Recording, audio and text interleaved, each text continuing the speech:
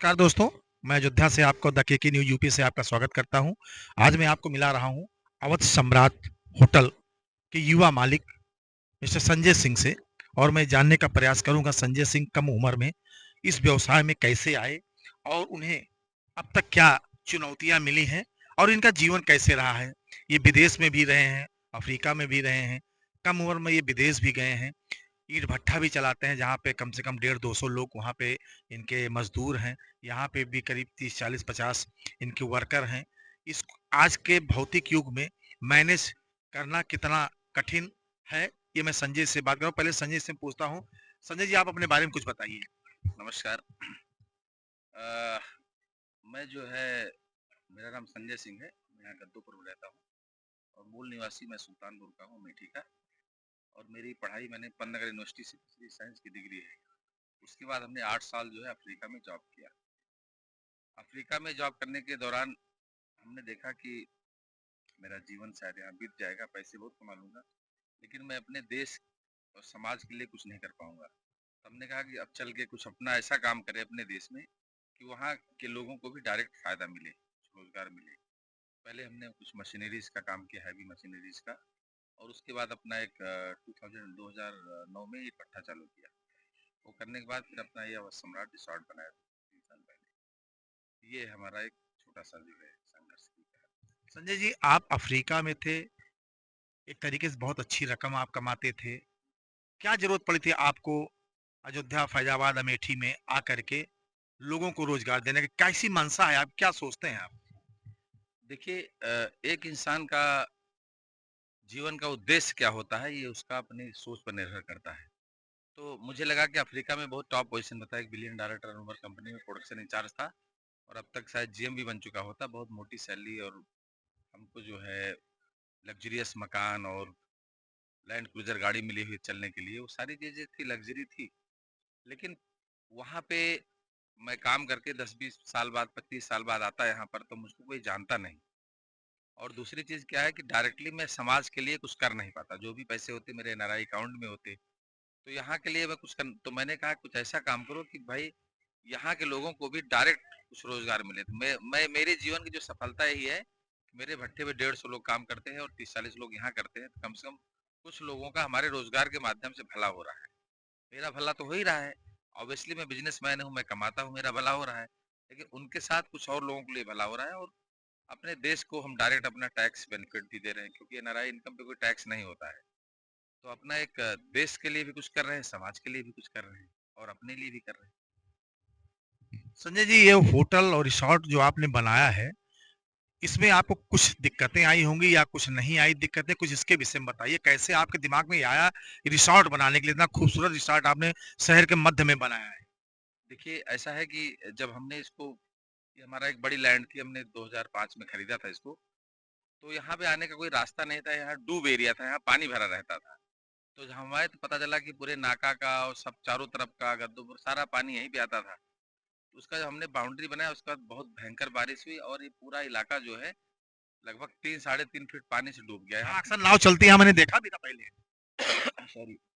जैसे कि अभी मैंने आपको दिखाया फोटो में, नाव यहाँ चलती थी। और उस समय भी जब फिर हमने अपने भट्ठे से जो है काफ़ी अपना पर्सनल अमाउंट से काफ़ी हमने इसको रोड को पाटा, 3 फीट की पटाई किया और लोगों ने भी सहयोग किया।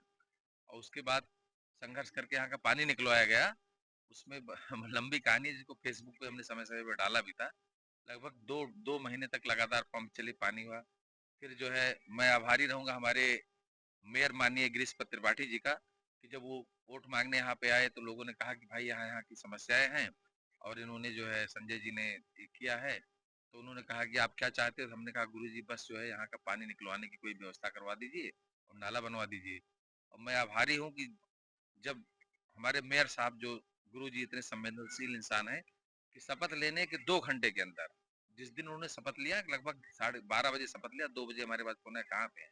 हमने कहा कि गुरु जी होटल पे है। उन्होंने कहा गद्दोपुर मंदिर के पास आइए। वो पहुंचे और तत्काल उन्होंने सारे उनके अधिकारी लोग थे, एक्शन थे, इंजीनियर्स थे, सबको बुलाया और तुरंत ही उन्होंने मड पंप लगवाया।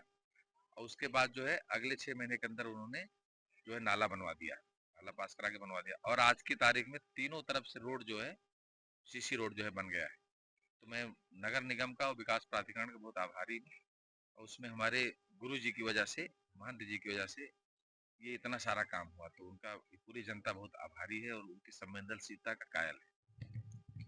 आपने काफी संघर्ष करके इसको स्वर्ग से सुंदर आपने बनाया है। अच्छा, युवा, आज का युवा क्या करना चाहता है, कुछ समझ नहीं मिल रहा है, ना हमको ना किसी को। युवा क्यों भटक रहा है? युवाओं के लिए कुछ क्या संदेश देना चाहेंगे कि युवा क्या करे, कैसे करे कि उसे रोजगार मिले, शिक्षा मिले, या युवा जो भटक रहा है उसके लिए आप क्या कहना चाहेंगे? देखिए, युवाओं के साथ समस्या क्या है कि वो अपना, जैसे किसी इंसान को क्या करना है, अपना पहले एक दृष्टिकोण बनाए कि मेरी ज़िंदगी का ये उद्देश्य है। तो कुछ युवा तो दिग्भ्रमित हैं कि क्या कर रहे हैं, अपना पढ़ाई भी कर रहे हैं, बीए में भी कर रहे हैं, कोचिंग भी चले गए, उसके बाद जो है किसी के पीछे घूम रहे हैं, अपना घर परिवार, अपने माता-पिता की सेवा करने के बजाय दूसरों की सेवा कर रहे हैं। तो युवाओं से कहना चाहूँगा, पहली चीज़ जान लें कि जीवन में अगर कुछ भी हासिल करना है, तो शिक्षा के बिना आप कुछ नहीं हासिल कर सकते हो। सबसे पहला ध्यान कि जो पढ़ाई कर रहे हैं, कितना भी उनको पैसे हों, ना हो, ट्यूशन कर लो, पढ़ा दो, बच्चों को पढ़ा के पैसे इकट्ठे कर लो, मज़दूरी कर लो, कुछ भी कर लो, अपनी पढ़ाई मत रुकने दो आप। आप अपना पढ़ाई जो है करिए, और पढ़ाई के साथ-साथ अपना अगर कोई फैमिली समस्या है तो साइड इनकम पे भी छोटी-मोटी नौकरी कर लीजिए। करके अपना पढ़ाई किसी भी तरह व्यवधान मत करिए, और अपना उद्देश्य बनाइए कि आप क्या, आपको नौकरी करनी है, एक बिज़नेस करना है, क्या करना है, जिस तरह की आपकी स्थितियाँ हो, आप अपना फ़ोकस बनाइए कि मुझे ये करना है। उसके बाद आप 1 प्रयास करें, 2 प्रयास करें, 4 प्रयास करें, 5 प्रयास करें। हारिए मत। हो सकता है आपने कुछ और सोचा है तो कुछ और मिलेगा, लेकिन ये 100% तय है, निश्चित है कि आपको कुछ न कुछ ऊपर वाला देगा, अगर आप कर्म कर रहे हो। और अगर आप कर्म नहीं कर रहे हो, तो ठीक है, आप भूखे नहीं मरेंगे, 2 रोटी आपको मिल जाएगी, लेकिन आप समाज में अपना पहचान बना नहीं पाओगे, ये निश्चित है। इसलिए युवा क्या है, एक तो नशे से दूर रहे। युवाओं में आजकल देख रहे हैं, हम तो देख रहे हैं हाँ, मार्केट। युवाओं के लिए बताइए क्या करें ये? सबसे पहले तो आज की समस्या, किसी भी गाँव में आप चले जाइए, कहीं भी चले जाइए, आप देखिए कि नशे की बहुत बड़ी समस्या हो गई है, कि वो नशे में डूबे हुए हैं। ये ये मुझे तो लगता है आज की तारीख में हिंदुस्तान की सबसे बड़ी समस्या नशा है, जो कि युवाओं में है। क्योंकि बड़े जो एक 30-40 साल का आदमी हो गया, 50 साल का आदमी हो किस गया, टाइप का नशा, जैसे नशा ये नशा तो ये हम अल्कोहल के नशे की बात कर रहे हैं कि शराब, बियर, बियर की, शराब की, गांजा, अफीम? गांजा, अफीम, ये तमाम युवाओं में घर ले रहे। अगर ये नशा पकड़ लिया तो वो फिर अपने कैरियर फोकस नहीं हो सकते। और दूसरा, सोशल मीडिया का भी नशा बहुत ज्यादा हो गया है, कि रील बना रहे हैं, 24 घंटे में जो है 8 घंटे मोबाइल चला रहे हैं। छोटे बच्चों को भी ये समस्या हो गई है। ये जो सोशल मीडिया का नशा है, और जो अपना ये अल्कोहल का नशा है, शराब, गांजा, दारू, बियर, ये जो है हिंदुस्तान के युवाओं के लिए सबसे बड़ा जो है बाधा हमारे विकास में, आगे जो हमारा देश को बढ़ने में सबसे बड़ी समस्या ये है। इस पर एक काम करें कि अभी आप जो है संघर्ष कर रहे हो, आप ये सब चीजें जो है, आप इन नशे, इन चीजों से आप दूर रहिए, और फोकस्ड रहिए। आप फोकस नहीं हो मुझे क्या करना है, आज ये करना है, कल वो करना है, परसों वो करना है, तो आप कोई भी चीज नहीं कर पाओगे। आप एक एक अपना विषय बनाइए कि मुझे एक ध्येय रखें। एक ध्येय रखिए कि मुझे ये हासिल करना है, उसके लिए आप अपना सर्वस्व लगा दो। क्योंकि आप किसी भी बच्चे को देख लीजिए जो युवा है, जिसने अपना टारगेट बनाया कि भाई मुझे आईएएस बनना है, चलो आईएएस नहीं बन पाए तो एसडीएम बन गए, लेखपाल बन गए, कुछ ना कुछ बने। ऐसा नहीं कि वो कुछ नहीं कर पा रहे हैं। आप अपना ध्येय बनाएंगे तो आपको कुछ ना कुछ मिलेगा जरूर। अपने ध्येय से हटिएगा मत, संघर्ष करिए और डटे रहिए, नशे से दूर रहिए। एक चीज ये समझ में नहीं आता है संजय जी कि आप नशे की बात कर रहे हैं। मैं भी देखता हूँ आजकल बाजार, ग्रामीण बाजार से लेकर शहर बाजार में ये स्मैक, इंजेक्शन लगाने की मेडिसिन जो आती हैं, ये सब कुछ, ये वास्तव में बहुत बड़े स्तर पे काम हो रहा है। अभी एक कोडीन आप चर्चा देख ही रहेंगे, वो भी नशे की दवा थी तो खांसी की, लेकिन नशा उसमें भी लोगों ने ढूंढ लिया है। इसके लिए सरकार क्या करे? देखिए, सरकार तो अपना सरकार अपना वो अपना जो सरकार काम करती है, कहीं भी कोई कोई गांजा है या क्या है, उनके अपने विभाग हैं, वो पकड़ते हैं उनको, लेकिन उस चीज से कंट्रोल नहीं हो सकता। सरकारों, जैसे मान लीजिए शराब की दुकानें हैं, तो सरकारी दुकानें ही है, तो उन्होंने लाइसेंस दिया हुआ है। तो आप, सरकार तो किसी को, मतलब किसी को रोक नहीं सकती कि आपको शराब पीना है कि नहीं पीना है। ये सरकार के बजाय मैं उनके पेरेंट्स पे, मैंने अभी एक इंटरव्यू देखा था डीजीपी हमारे विक्रम सिंह जी का, तो उन्होंने यही कहा था कि अगर किसी का बच्चा बर्बाद होता है, तो वो बेटा बर्बाद नहीं, उसके बाप बाप की कमी है, कि भाई जब पहली बार पी के आया, दूसरी बार पी के आया, आपने कंट्रोल नहीं किया। तो सरकारों से ज्यादा उनके जो अभिभावक हैं, उनको हमको ध्यान देना है कि भाई इनको हमारे बच्चे किस दिशा में जा रहे हैं। सरकार किसी के बच्चे कंट्रोल नहीं कर सकती है। किसी के बच्चे को कंट्रोल करना उनके अभिभावकों का ही काम है। अगर वो बच्चा बिगड़ रहा है तो उसका फेल्योर होने का 100% जो जिम्मेदारी है उसके अभिभावक की मानी जाएगी।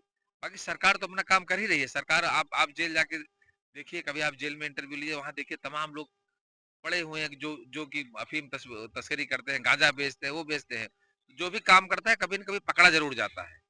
सरकार तो अपना काम कर ही रही है, लेकिन उससे ज्यादा हमारे जो जनता है उनको अपने अपनी रिस्पॉन्सिबिलिटी, दायित्व समझने की जरूरत है। आप कम उम्र में इतना बड़ा एम्पायर जो खड़ा किए हैं, अगर कोई युवक चाहे तो कैसे क्या करे कि उसके पास भी स्वतः रोजगार हो? अगर नौकरी नहीं मिल रही है, किस टाइप का रोजगार करे, स्वतः रोजगार करे, जिससे उसके दो रोटी भी मिले, परिवार भी चले? क्योंकि आप कम उम्र में दो दो तीन तीन एम्पायर जो खड़ा किए हैं, तो आप अपना कुछ अनुभव साझा कीजिए। देखिए, हमारे हमारे साथ तो क्या हुआ कि हम तो मतलब हमने तो शिक्षा के बल पे सब कुछ हासिल किया।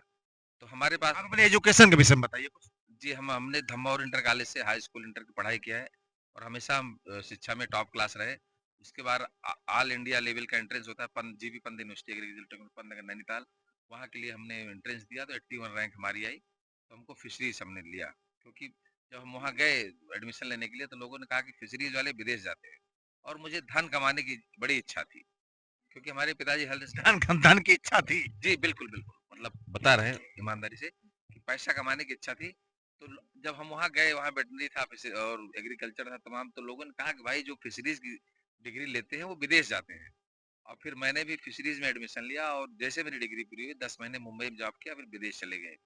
तो हमने तो विदेश गए, वहाँ पे हमने बहुत मेहनत किया। जब बहुत मेहनत किया, हम 10-12 लोग गए थे और फिर मुझे कंपनी में टॉप टॉप पोजीशन पे, सेकंड टॉप पोजीशन की पोस्ट मुझे मेरी मेहनत से मिल गई। तो मैंने तो सब कुछ वहीं से कमाया। जब वहीं से कमाया, मुझे लगा कि एक हैंडसम अमाउंट हो गया विदेश में, तब हमने उसको लाके इंडिया में इन्वेस्ट कर दिया। तो थोड़ा सा मेरे लिए आसान हो गया कि एक हमको कैपिटल जो है मिल गई। जो लोग जीवन में 40-50 साल में कमा पाते हैं, वो हमने जो है अफ्रीका में कम समय में कमा लिया, क्योंकि वहाँ पे हमारी पोजीशन बहुत हाई थी।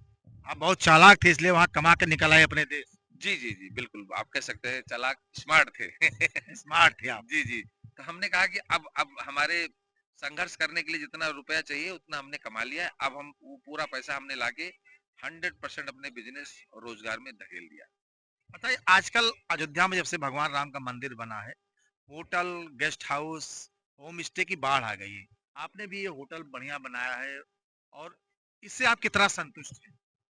देखिए होटल काफ़ी पैसा भी इसमें आपका लगा जी, है। जी, होटल में देखिए, होटल इन चीज़ों में पैसा बहुत लगता है, बहुत सारा कॉम्पिटिशन भी है।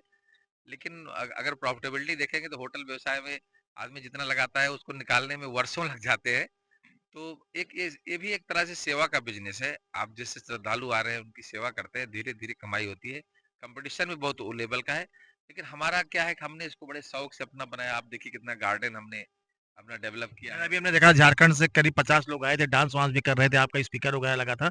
आप ये सब सुविधा देते हैं क्या? जी, जी, जी, बिल्कुल। हमारे यहाँ हम हमारे गेस्ट के लिए हमारे ब्रेकफास्ट, लंच, डिनर सारी सुविधाएं हैं। हमने गोल्फ कार्ट रखी हुई है, म्यूजिक सिस्टम रखे हुए हैं। लोग आए तो अपना एंजॉय करें, अपना उनको किसी तरह कोई तकलीफ ना होने पाए। ये इस सेवा की भावना, ये हमारी प्राकृतिक रूप से हमारे मन में है और हम उसको करते हैं। अच्छा, आप अपने टॉप पर पहुँच चुके हैं या अभी आपका कोई सपना जो है अधूरा है? नए नए टॉप पे तो नहीं पहुंचे हैं, अभी तो हम भी संघर्ष ही कर रहे हैं। और as a as a businessman इंसान की इच्छा होती है कि आगे जाए। तो अगर संतुष्ट हो गया तो ग्रोथ रुक जाता है। तो मुझे मुझे कोई किसी धन कमाने की वासना है, लालच नहीं है। बस ये है कि मतलब काम करने की इच्छा है, काम करना बहुत पसंद है। और उसके बाद कुछ छोटी-मोटी समाज के लिए भी हम कुछ करना चाहते हैं। मुझे राजनीति में नहीं आना है। जैसे कोई समाज सेवा की मैं बात प्रश्न पूछने वाला था, कहीं आप इलेक्शन तो नहीं लड़ने नहीं, वाले? नहीं, नहीं, मैं पहले स्पष्ट कर दूँ, मुझे बिल्कुल भी राजनीति में नहीं आना है। और क्योंकि बिना राजनीति में आए भी सेवा की जा सकती है। बिल्कुल सही। हम अपने छोटे-मोटे लेवल पे जो मुझे नज़र आता है, उसको मैं जहाँ भी मुझे कोई नज़र आता है कि मैं कर सकता हूँ, मेरे लेवल पे है, तो हर चीज़ सोशल मीडिया में नहीं लगाता हूँ, कभी-कभी लगाता भी हूँ कि लोगों को प्रेरणा मिले। मैं अभी हमने देखा था कि आप ईंट भट्ठा पे गए थे, मज़दूर साहब फावड़ा भी चला रहे थे मिट्टी में। जी, जी, हम तो करते हैं। हम एक्चुअली मुझे तो मतलब बहुत ज़्यादा अटैचमेंट है लेबरों से। मैं उनके हाथ की रोटियाँ, छोटी बच्ची ये मतलब बहुत बड़ी बात है। जी, जी, वो खाना हमने कितने वीडियोज़ पहले डाले हैं कि वो खाना बना रहे हैं। उनके साथ मुझे कोई घिन नहीं लगती कि वो मतलब उनके हाथ में मिट्टी लगी है तो रोटी बना रहे हैं, क्योंकि हम बचपन में गाँव में रहे हैं। तो मुझे मतलब वास्तव में आप देखिए कि जो श्रमिक होते हैं उन्हीं के श्रम से ही, अगर हम समाज में कोई है कि भाई ये भट्ठे मालिक हो गए, होटल बड़ी मालिक बात हो आपने गए, कह रहे हैं। तो हम उनकी उनके उनका जो पसीना निकलता है ना, उनके पसीने की कीमत से हमें एक टाइटल मिलता है कि मालिक शब्द जो है वो उनके पसीने की कीमत से। तो रिगार्ड जो हमें मिल रहा है उसको जो इंसान भूल गया, उसको खत्म होने में समय नहीं लगेगा। तो हम उसको रिगार्ड करते हैं, सम्मान करते हैं, अपनी पोस्ट में लिखते भी रहते हैं कि जो भी आपके लिए काम कर रहा है। और वास्तव में अगर मुझे आप पूछिए मेरा पारिवारिक सदस्य कौन है, तो मैं मेरे सगे भाई, सगे बहन उनसे ज़्यादा सबसे पहले मैं जो मेरे साथ काम कर रहे हैं उनके सुख-दुःख में उनसे अपने घर से पहले उन पहुँचता हूँ और पहुँचने की कोशिश रहती है। क्योंकि वो आप उनको 10, 15, 20,000 रुपए दे करके कोई आप उनको एहसान नहीं जता रहे हैं। वो आपके लिए जो कर रहे हैं ना, उसी से आप बने हैं। तो वो रिगार्ड मैं मानता हूँ और हर किसी को जो है वो चीज़ मानना चाहिए। आपके पास अभी मानवता ज़िंदा है, आप इतने बड़े बिज़नेसमैन होने के बाद भी इतने गरीबों को सोचिए बड़ी बात। एक आखिरी सवाल मैं आपसे पूछता हूँ, आप एक संक्षिप्त में युवाओं को क्या संदेश देना चाहते हैं जो पढ़ाई-लिखाई कर रहे हैं? हाँ, युवाओं को बस बस एक ही मैं बात कहना चाहता हूँ कि अपने ध्येय को एकदम निश्चित कर लीजिए और जैसे अर्जुन ने जो मछली का आँख पे निशाना बनाया, आप उसको निशाना लगा लीजिए। अगर एक बार आपने निशाना लगा लिया, फिर 8 घंटे, 10 घंटे, 12 घंटे जो पढ़ना है पढ़िए, रोज़गार करना है, आप कोई भी परचून दुकान खोल लीजिए, कोई भी काम करिए। अगर आप डेडिकेशन, हार्ड वर्क, आपकी चाहे पढ़ाई हो, आपका चाहे व्यवसाय हो, डेडिकेशन, डिटर्मिनेशन, हार्ड वर्क, प्रतिज्ञा, दृढ़ निश्चय आप कर लो, दुनिया की कोई ताकत आपको सफल होने से रोक नहीं पाएगी। ये एकदम 100% सत्य है। ये थे संजय सिंह जी, हमारे युवा साथी हैं, होटल अवध सम्राट के मालिक हैं, ईंट भट्ठा भी है और सैकड़ों लोगों को हर महीने वेतन भी देते हैं। इनकी सोच बड़ी अच्छी है।